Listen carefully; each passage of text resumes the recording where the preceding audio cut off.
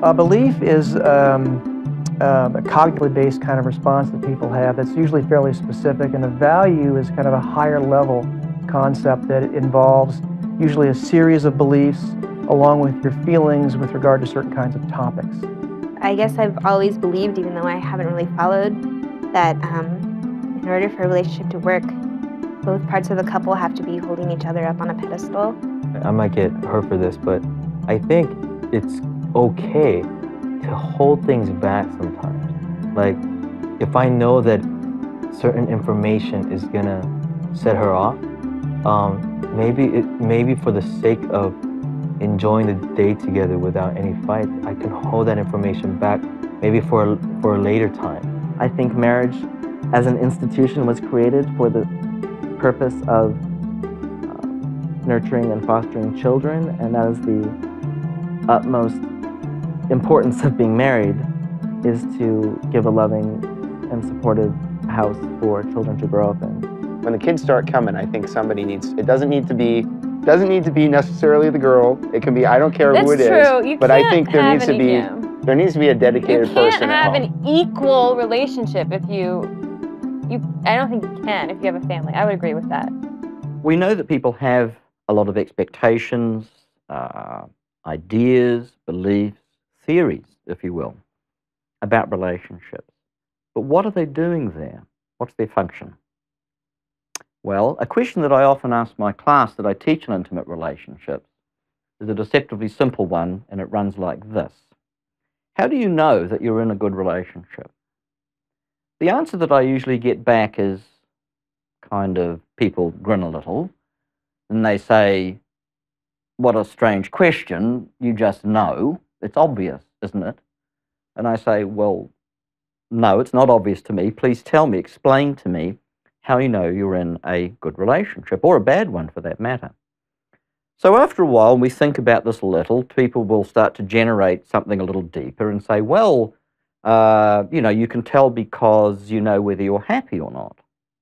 To which I say, that's fine, that's a very good answer, but can we go a little further? I mean, what is it that causes you to be happy or satisfied or dissatisfied? And then the answers start to come in a reasonable flow. Well, you're happy if you communicate well. You're happy if you're very similar to your partner. You're in a happy relationship if you solve your problems well. If you're having great sex. What people are doing when they make these kind of judgments, are you communicating well? Are you having great sex? Are you having a really good time? We know from research that what people are doing is comparing what they perceive they have in the relationship and what their prior standards or expectations consist of. If you think that sex is terribly important in a relationship, and that to have a good relationship, it's really got to be hot and passionate, then if it isn't, you will be dissatisfied. So the answer to the question, how do you know you're in a good relationship? At least one important answer, there are many answers, but one important answer is that people compare what they have with what their expectations are or what their theories tell them a good relationship should look like. Where do beliefs and values come from?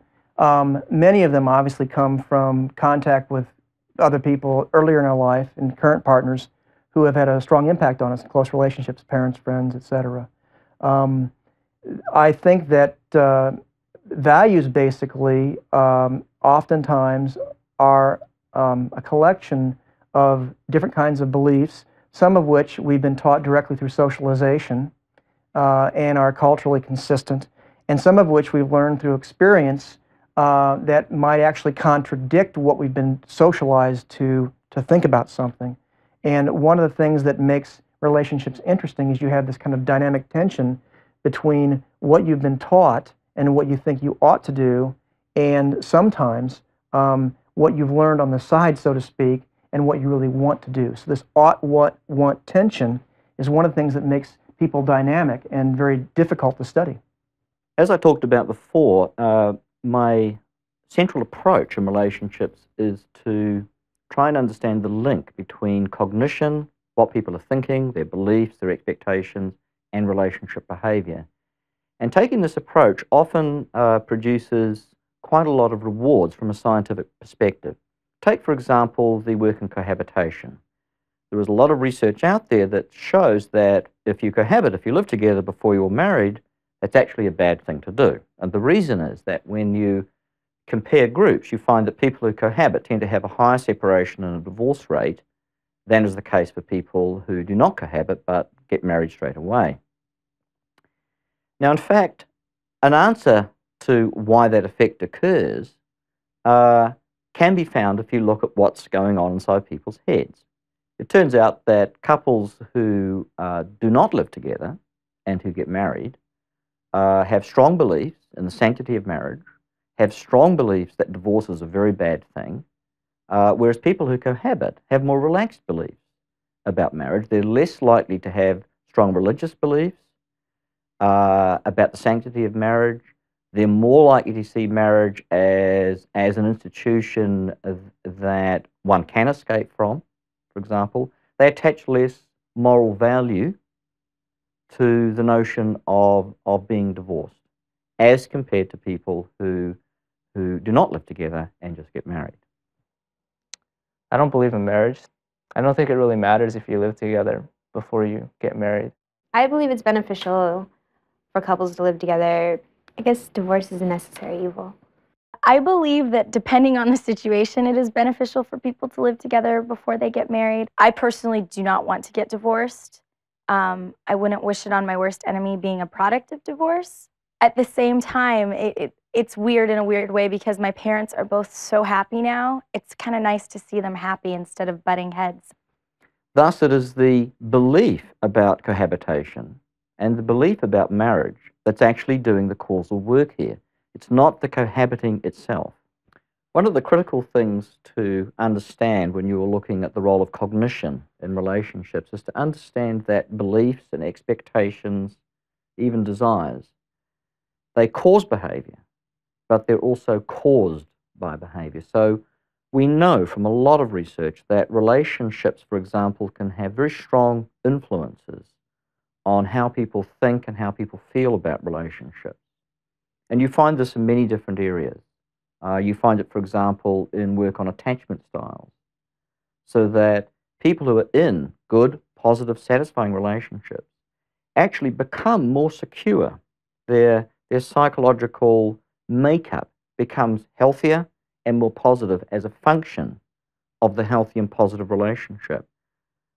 But it's also true that if you start out with a very secure and a very positive relationship style, that also has a beneficial effect on the relationship. So you have this kind of circular relationship that goes on here.